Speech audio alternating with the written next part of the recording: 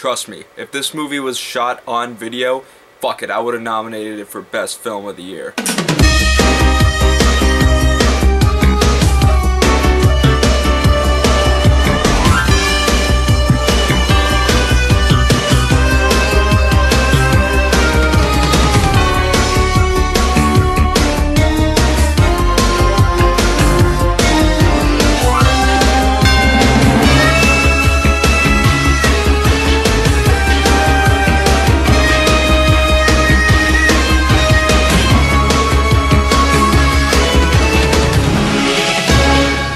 What's up everybody, how y'all doing? My name is Steve from Shocking Stream Productions as always, and yes, I have another movie review for you guys today, and yes, we are back in the basement once again for December break out of school, off for about a month, so reviews will be coming from the good old basement once again. I have it in a different position, but whatever. This one is going to be for Brain Damage Films, Bradley Crianzo's film, the guy who runs either Bradley Video or Vulcan Video, something like that.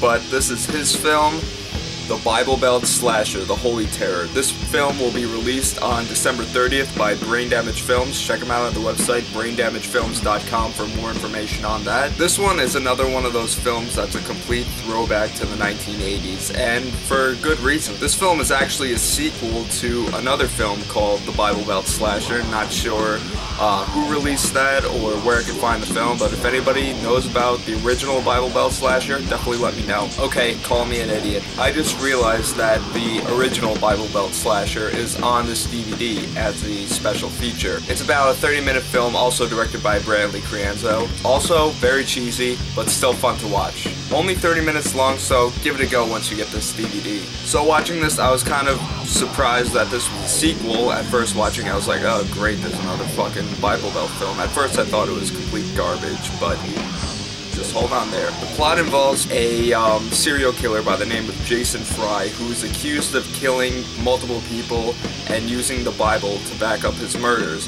Basically, there's a trial, and the families of the murder victims want him in jail as opposed to the sanitarium. But the court rules him not worthy of the death penalty, and therefore they just sentence him to life in the sanitarium. There, he breaks out and goes on a killing spree, and every victim he kills, he leaves a page from the Bible. Now my thoughts. At first I hated this. In fact, first time watching it, I actually fell asleep through it because I didn't get the joke. But then I started watching more of it the second time around, and I actually laughed and realized what the joke was. This is supposed to be a throwback to 80s films. It's supposed to be cheesy. I know a lot of people will think, you know, it's a piece of garbage, but it's an 80s piece of garbage. A throwback 80s piece of garbage. I'll give it that. And I like it for that. I also really liked it mainly because of Bradley Crianzo and his video store. It just made me like the film even more after watching it and go, oh, I recognize that guy. But besides the video store, there's a lot more to be thrown back to the 1980s, like the music, of course, the music videos, the stuff included, you know, the VHS cameras, the Casio keyboards, all throwbacks to the 1980s, which I actually really appreciated. It almost felt like watching a movie from Cam Motion Pictures or alternative cinema. I actually really dug it. The characters, at first I was thinking, these are probably the worst actors that I've ever seen in my entire life. Then watching it, realizing it was a throwback film, and realizing that it was, you know, like people trying to be like Jersey actors, I got the joke and I enjoyed it. Even Bradley Crianzo acts as kind of a Dr. Loomis in this film, and I thought his performance was actually pretty funny. Larry Balmer, the guy who plays Jason Fry in the film, actually does a very funny performance on acting as the killer.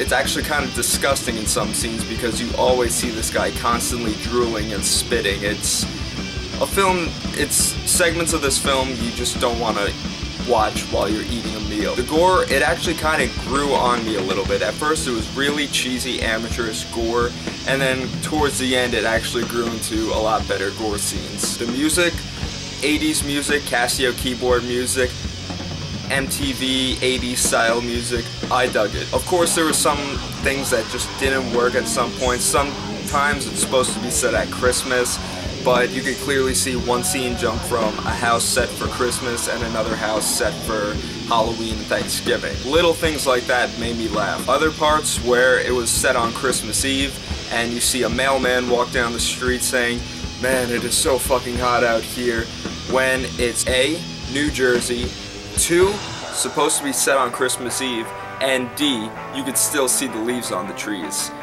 giving it therefore that they just shot it in the summertime. Period. I gotta admit though, some of the dialogue did make me laugh a lot in this film. Overall, if I have to give it a rating, I'd probably give this a 6 out of 10. Like I said in the intro, if this was shot on video, I would have given it at least probably a 9.5 out of 10. Otherwise, I enjoyed it more for being a throwback film. If this was not meant to be a throwback, I would probably give it somewhere around a 4 out of 10, maybe less, maybe in between, but for being a throwback to the 80s films, being Bradley Cranzo, I give it a 6 out of 10. Would I recommend this film to people who like, like alternative cinema, cam motion pictures especially, people who like throwback 80s films, fans of VHS? I would highly recommend this film to you guys. I think you would really enjoy it. The special features on here, you get the TV spot of The Pulse, Bible Belt Slasher Part 1, music video, Demons of the Night, music video, Enemies, bloopers, deleted scenes, TV spot, Mario Likes Movies. Like I said, this will be coming out on December 30th by Brain Damage Films. Check them out on their website at braindamagefilms.com. Link will be in the description below, as well as their Facebook page, Twitter, their YouTube. You can watch a trailer for this on there. I'm pretty sure the trailer's up on there. Anyway, you can get more news on the Facebook and Twitter pages, or you can pre-order the DVD at braindamagefilms.com. Anyways, guys, that was my review today. Hope you all enjoyed. If you like this video, definitely subscribe, like, comment, share, whatever you guys do. Make sure to follow me on my Facebook at Shock Extreme Productions. Make sure to follow me on Twitter at Shock Extreme Productions. And also make sure to follow me on Instagram at Shock Extreme 1. Also check me and the rest of the guys out on our second channel, Body Bags, we do reviews on. Link will be below. I will be back this Saturday since I have more time on my hands. Thank you again, Moods, for filling in for me. Much appreciated. Once again, my name is Steve from Shock Extreme Productions, and until next time, see y'all later.